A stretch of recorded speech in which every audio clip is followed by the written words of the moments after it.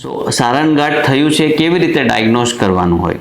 બધાથી સિમ્પલ છે. તમે ક્લિનિકલી તો ઘણીવાર ખબર પડી જ જતી હોય છે, પણ સોનોગ્રાફી કરશો તો એમાં મેજોરિટી કેસીસમાં તમને ખબર પડી જશે કે સારણગાંઠ છે કે નથી. અને લોકો એમ કહે છે કે સારણગાંઠ એકવાર ઓપરેશન કરે તો પાછું થઈ શકે છે. ટેકનિકલી યસ, રિકરન્સ રેટ તમને 1% જેવા છે. સારા સેન્ટરમાં કરાવશો તો રિકરન્સ રેટ ઘણા ઓછા છે.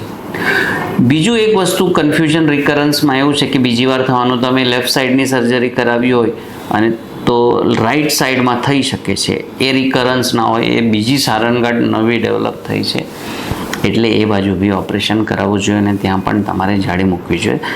લેફ્ટનું રાઈટમાં થયું એ રિકરન્સ નથી, એ બીજું જ હર્નિયા છે, એ જ નવી સારણગાંઠ છે અને એના માટે તમારે સર્જરી હજી એકવાર કરાવવી પડશે. બીજું એક કે જે પ્રોસ્ટેટના પેશન્ટ્સ છે એ લોકોએ જે કારણના લીધે સારણગાંઠ થઈ છે એસોસિએટેડ, એ પ્રોસ્ટેટની બી ટ્રીટમેન્ટ કરાવવી જોઈએ.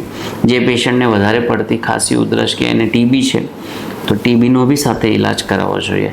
એનાથી તમને આગળ તમારા જે મસલ્સ પર પ્રેશર આવે છે સર્જરી પછી પણ એ ઓછું થઈ જશે અને તમારી સર્જરી વધારે ટાઈમ સુધી સક્સેસફુલ રહેશે અને રિકરન્સ થવાના ચાન્સીસ એકદમ ઓછા થઈ જશે.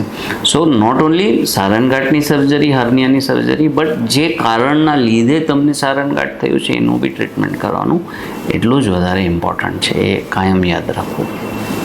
Thank you.